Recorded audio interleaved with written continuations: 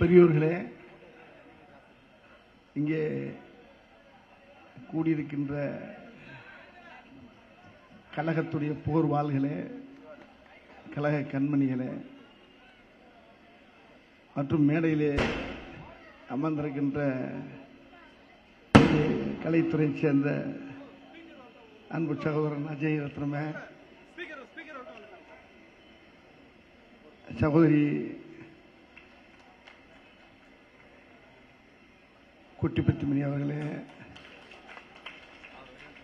நம்முடைய சென்னை மேயர் அவர்கள் பிரியா அவர்களே, என் உயிரிழந்த பாசத்துக்குரிய அன்புக்குரிய அருமை அண்ணன்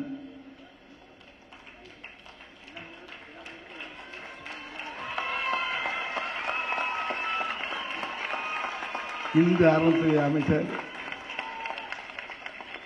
என் ஆறுயிர் அண்ணன் சேகர் பாபு அவர்களே,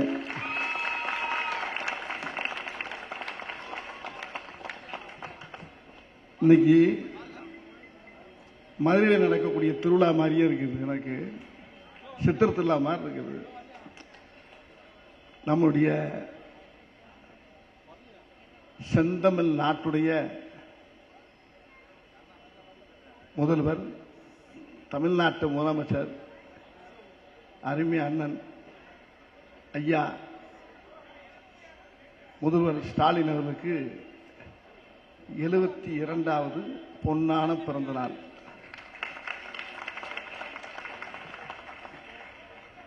இது 72வது பிறந்த நாள் மாதிரியே தெரியல. நான் போன பிறந்த நாளுக்கு நான் இங்க வந்தேன், சேகர் பாபான்னு அழைச்சு. அது போன வாரம் வந்த மாதிரியே இருக்கு எனக்கு. இப்ப இதுல இருந்து என்ன தெரியும்னா, நம்பர் அப்படியே பிரட்டி போடுங்க. 27. அவருடைய உழைப்பு, அவருடைய நடைமுறை, அவருக்கு மக்களுக்கு செய்கிற பணி, அந்த வேகம் எல்லாமே அந்த 25 27 வயசு இளைஞர்கள் இருந்த அந்த ரூட், அந்த வேகம் அப்படியே அவர்கிட்ட இருக்குன்னா, அவரை பார்க்குறப்பெல்லாம் நிறைய போராட்டங்களை சந்திச்சே வந்திருக்கார். அவர் சின்ன பிள்ளையிலிருந்து பெரிய போராளி. அவர் போராடி போராடி போராடி போராடி இன்னைக்கு வரைக்கும் அவர் போராடிக்கிட்டு தான் இருக்கார். அவர்னால பலனடையாத குடும்பமே கிடையாது, பலனடையாத மக்களே கிடையாது. இன்னைக்கு பெண் மக்கள் வந்து என்னுடைய சகோதரி குட்டுப்பந்தியை சொன்ன மாதிரி ரொம்ப அருமையா சொன்னாங்க. அந்த அம்மா எல்லா மக்களுக்கும் அவருடைய கடமையை அழகா செஞ்சுக்கிட்டே இருக்காரு. விமர்சனங்கிற பேர்ல எவ்வளவோ எரிகள்ல வந்து விழுகுது. பூரா சிக்ஸர் அடிக்கிற மாதிரி அடிச்சு அடிச்சு அடிச்சு அடிச்சு அடிச்சு தூக்குறது. என்னையா ஒரு அளவு இல்லையா? சுத்தி ரவுண்டு கட்டிக்கிட்டே இருக்காங்க. ஒரு முதலமைச்சர் இன்னைக்கு அவர் இல்லைன்னா இந்த தமிழுக்கு இன்னும் கேடு வந்திருக்கும். இது நான் ஒரு தமிழனாங்கன்னு சொல்றேன். நான் ஒரு தமிழ் குழந்தை. நான் அந்த இது வந்து ஒரு உண்மையிலே வந்து ஒரு தொன்மை வாய்ந்த மொழிங்கிறது.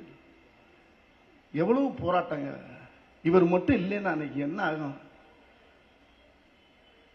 ஒரு விஷயத்தை சொல்லினேன், ரொம்ப அருமையான முதலமைச்சர், ரொம்ப திறமையான முதலமைச்சர்.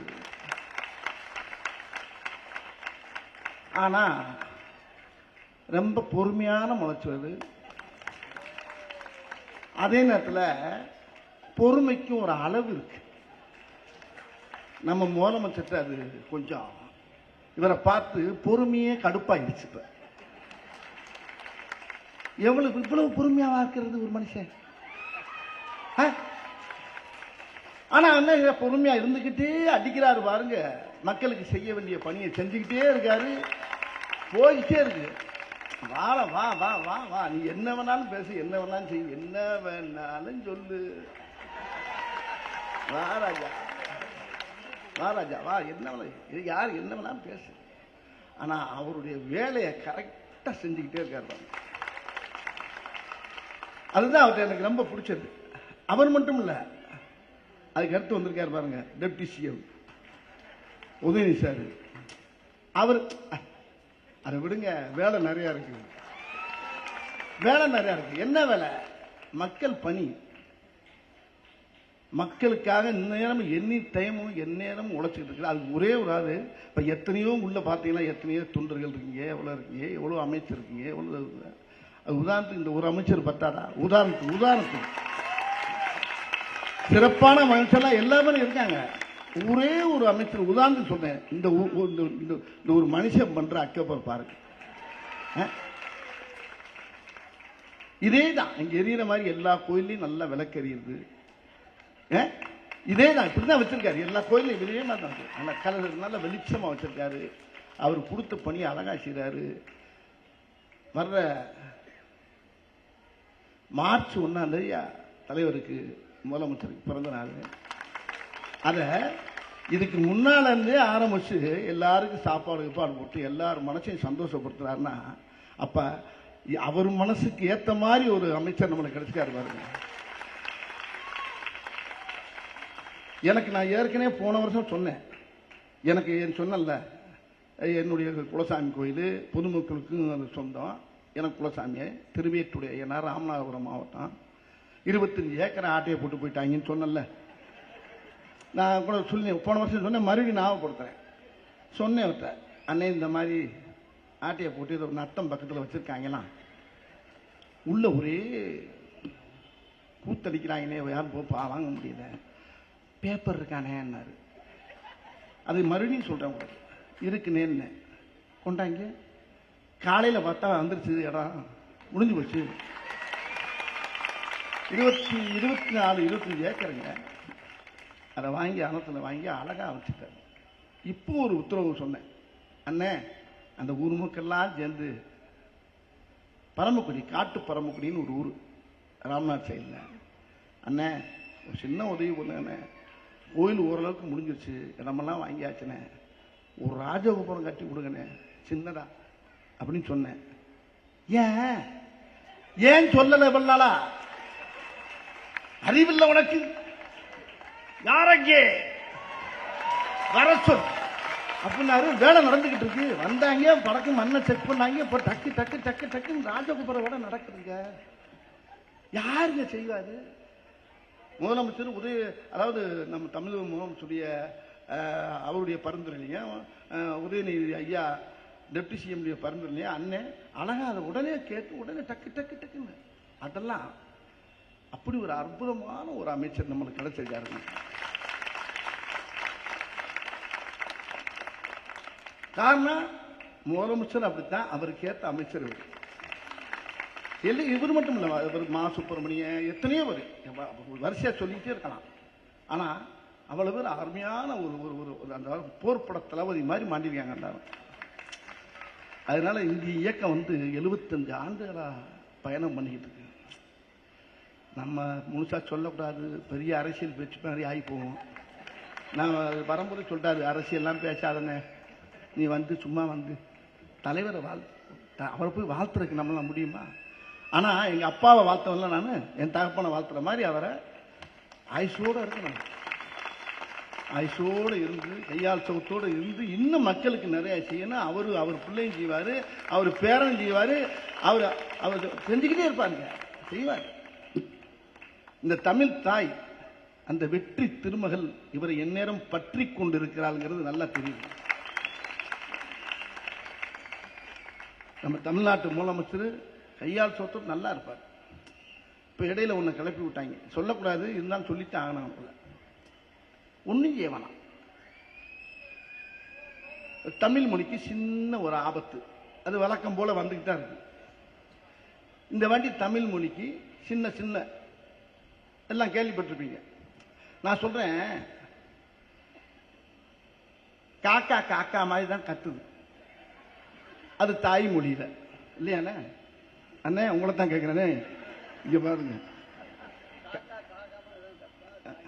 காக்கா காக்கா மாதிரி தான் கத்துது, அதுடைய தாய்மொழி. கிளி கீ கீ கீன்னு அது தாய்மொழியில அது கத்துது. மாடு பசு மாடு அம்மா அப்படின்னு அது தாய்மொழியில கத்துது. நாய் அதோட தாய்மொழியில குறைக்கும். இப்ப அதை போய்கிட்டு மாடை போயிட்டு நாய் மாதிரி கத்துனா அது என்ன செய்யும்? கிளிய போயிட்டு காக்கா மாதிரி கத்துனா அது என்ன செய்யும்? பூனை மியான்னு கத்துது. அதை போய்கிட்டு குயில் மாதிரி கத்துனா என்ன செய்யும்? வேண்டாம். நான் ஒன்னே ஒன்று சொல்றேங்க, யாரும் எதை கத்துக்கணுமோ கத்துக்கிட்டோம், அதை கட்டாயப்படுத்தாதீங்கய்யா. உங்களை கையெடுத்து கும்பிடுறேன்.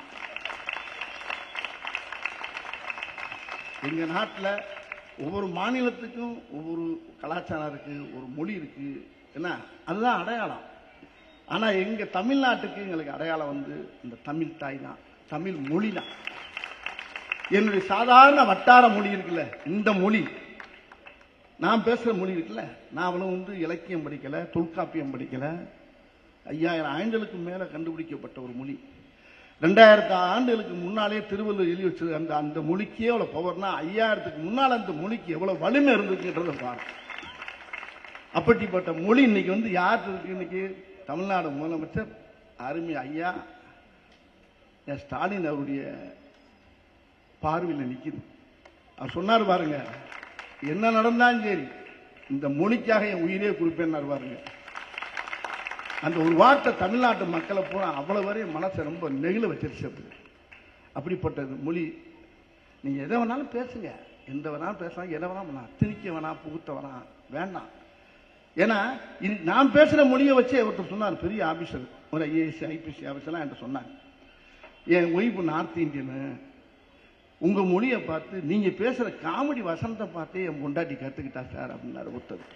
அவர் பேரை சொல்ல வரும்போல இப்பவும் இருக்காரு. அவர் ஒரு ஐபிஎஸ், அவர் தமிழே தெரியாது, தமிழ் தானே கத்துக்கணும், வா அந்த வடிவேல் பேசுற பாரு, வடிவேல் வசனத்தை கேளு, மூர்ரா வாய எங்க சொல்லு, பொண்டாட்டியா எங்க நீ சொல்லு, மூர்ரா மூர்ரா வாய, மூர்ரா வாய, மூர்ரா மூர்ரா ஓய, ஓயல்ல வாய, மூர்ரா வாய, இப்படியே சொல்லி சொல்லி சொல்லி கொடுத்து 4 தடவை போட்டு அது சூப்பரா இங்கிலீஷ் தமிழ் பேசுது, என்னோட நல்லா பேசுது அந்த அம்மா. பொண்டாட்டிகிட்ட போன கொடுக்குறாரு, அதுகிட்ட பேசிட்டு. இப்படி எல்லா ஸ்டேட்லையும் பார்த்தீங்கன்னா எங்க மொழி உலகத்துக்கு பூரா கற்றுக் கொடுக்கக்கூடிய மொழி தமிழ் மொழி. எங்க மொழியிலிருந்து தான் எல்லாமே கத்துக்கலாம், வேற மொழியிலிருந்து நாங்கள் என்னத்தை கற்றுக்கிறோம்? இங்கிலீஷ் சும்மா கனெக்டடு, சும்மா ஹாய் ஹவ் ஆர் யூ, அவ்வளோதான். அதில் என்ன இருக்கு? அது வேற எதுக்கு யூஸ் ஆகும், நம்ம அதுக்கு யூஸ் ஆகும் போயிடலாம். இங்கே அப்படி இல்லை, சின்ன சின்ன வார்த்தை கூட அர்த்தம் இருக்கு, அடையாளம் இருக்கு, எல்லாம் இருக்கு. அப்படி தங்கமான மொழி. நான் அரசியல் பேசல, அரசியல் கிடையாது, நான் பேசுனது என்னுடைய மொழி. இந்த திமுக மேடையில் என்று பேசுறது வந்து ஒரு தமிழனுடைய மேடையில் என்று பேசிட்டு இருக்கிறான். இது திமுக மேடை மட்டும் இல்லை, தமிழனுடைய மேடை, தமிழ்நாட்டுடைய மேடை. இந்த மேடை நான் யாரையுமே குறை சொல்ல, என்னை பத்தி நீ என்ன வேணாலும் கமெண்ட் பண்ணுங்க, என்ன வேணாலும் பண்ணிக்கீங்க, ஆனா அது கிடையாது. என்னது என்ன சொல்றானே, வாங்கி கொடுங்க, டைம் ஆயிடுச்சா என்ன? இவன் ஜாலியா நம்ம ஜாலியா அவர் வர்றது எனக்கு திக்கு நாய் வருது, ஐயா இன்னும் திடீர்னு ஐயா பொய்யான்னு வருது சவுண்ட். அது மாதிரி நம்ம உண்மையிலே வந்து ஒரு அருமையான ஒரு பொன்னான முதலமைச்சர் நம்ம இருந்திருக்கோம். மறுபடியும் சொல்றேன், அவர் இன்னும் பாருங்களேன், அவர் இன்னும் வெற்றி மேல வெற்றி பெற்றுக்கிட்டே இருப்பாரு, அவர் ஜெயிச்சுக்கிட்டே இருப்பாரு நம்முடைய முதலமைச்சர். இந்த தமிழ் தாய்க்கு, தமிழ் தாய் பெற்றெடுத்த செல்ல பிள்ளை அவர்னால இந்த மொழிக்கு ரொம்ப நிறைய தமிழ்நாட்டு மக்களுக்கும் தமிழ் மொழிக்கு என்னைக்குமே எந்த கேடு வராதுங்கிறது எங்க ஆத்தா மேல சத்தியமா சொல்றேங்க. நீடோடி கையால் சோத்தோட நல்லா வாழணும், நல்லா இருக்கணும். அவர் இன்னும் இளமையா இருந்து, அவங்க குட்டுப்பத்தி அம்மா சொன்ன மாதிரி அவர் தன்னுடைய தந்தை வயசெல்லாம் அவர் கடக்கணும், அவர் கடந்து நிறைய மக்களுக்கு நிறைய பணி செய்யணும். அவர் எங்க வீட்டில் ஒரு அண்ணன், அவர் தமிழ்நாட்டு முதலமைச்சர் கிடையாது, அது மட்டும் கிடையாது, ஒவ்வொரு மக்களுக்கும் ஒரு மூத்த புள்ள, ஒரு தகப்பன் மாதிரி அவர் இந்த அளவுக்கு இந்த போராடி ஜெயிக்கிறாருன்னா எவ்வளவு எவ்வளவு எந்நேரம் பார்த்தாலும் பண்ணிட்டாங்க. ராத்திரி ஒரு தூக்கமே கிடையாது, ஒரு நாளைக்கு 2 மணி நேரம் 3 மணி நேரம் தூங்குறாரு. அவர் பார்த்தா அங்கே போய்கிட்டு இருக்காரு, அங்கே போய்கிட்டு இருக்காரு, ஏதோ பண்ணிக்கிட்டே இருக்காருங்க, மக்களுக்கு பணி செஞ்சுட்டு தான் இருக்காரு. அவர் நீடோடி பல்லாண்டு பல கோடி 100 ஆண்டு வாழணும்னு எங்க அண்ணன் ஏற்றி வச்ச எங்க ஐயனார் திருவேற்றுடைய ஐயனார் சத்தியமாக்குறேன், நீரோடி வாழணும்னு அவரை பிரார்த்தனை பண்ணிக்கிறேன். உங்க சார்பாகவும் அவர் வேண்டிக்கிறேன். வணக்கம், நன்றி.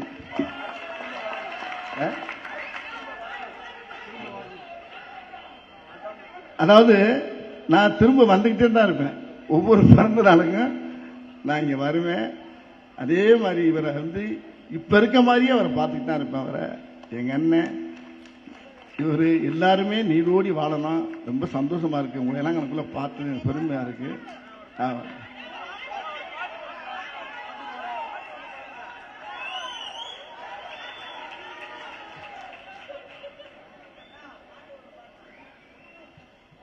அதாவது ஒரு இதுல ஒரு பழைய படத்துல ரஞ்சன் பாடுவார். ஒரு படத்துல ஒரு குதிரை பாடுவாரு. அது அது என்ன பாட்டுன்னு சொல்லுங்க. அதுல ஒரு பாடல் ஒண்ணு அருமையான பாட்டு. சத்தியமே லட்சியமாய் கொள்ளடா, சத்தியமே லட்சியமாய் கொள்ளடா, தலை நிமிர்ந்து உனை மறந்து செல்லடா, சத்தியமே லட்சியமாய் கொள்ளடா செல்லடா. வழியினிலே எத்தனையோ மேடுமள்ளும் உன்னை இடற வைத்து தள்ள பார்க்கும் புலியிலே, வழியினிலே எத்தனையோ மேடுமள்ளும் உன்னை இடற வைத்து தள்ள பார்க்கும் புலியிலே, அத்தனையும் தாண்டி காலை முன்வையடா, அத்தனையும் தாண்டி காலை முன்வையடா, நீ அஞ்சாமல் கடமையிலே கண்மையடா, சத்தியமே லட்சியமாய் கொள்ளடா வெல்லடா வெல்லடா அப்படின்னு நம்ம தமிழ்நாட்டு முதலமைச்சர் ஐயா ஸ்டாலின் அவர் நம்ம எல்லாருக்கும் சொல்ற மாதிரி நினைச்சுக்கிட்டு உங்களுக்கு என்னுடைய வணக்கத்தை எல்லாருமே இந்த பாட்டை மனசை வச்சுங்க. இதுதான் எத்தனையோ பள்ளம் வரும் மேடு வரும், அத்தனையும் தாண்டி அடிச்சு ஜெயிச்சு போயிட்டே இருக்கணும். 2026லயும் இதேதான். ஆமா போயிட்டே இருக்கும். அவர் ஜெயிப்பாருங்க. அவர் நிறைய ஏகப்பட்டு ஓட்டு, அதாவது 200 சீட்டுக்கு மேல வருவார் பாருங்க. அவர் நம்ம முதலமைச்சர். அவர் கையால் சொத்தோட நல்லா இன்னும் அவர் நல்லா மக்களுக்கு நிறைய செய்வாரு. அதாவது சொன்னதையும் செய்யறாரு, சொல்லாதையும் செஞ்சுக்கிட்டு இருக்காரு. சொன்னதுல 10% தான் இருக்கு, சொல்லாததான் எக்கச்சக்கம் போட்டு செஞ்சிருக்காரு. அதனால அவர் உண்மையிலே நம்மளுக்கு கிடைச்ச ஒரு பெரிய பாக்கியம். அவரு வாழ்க வாழ்க ஐயா, நீரோடி பல்லாண்டு நம்ம முதலமைச்சர் வாழணும். நன்றி நன்றி, வணக்கம்.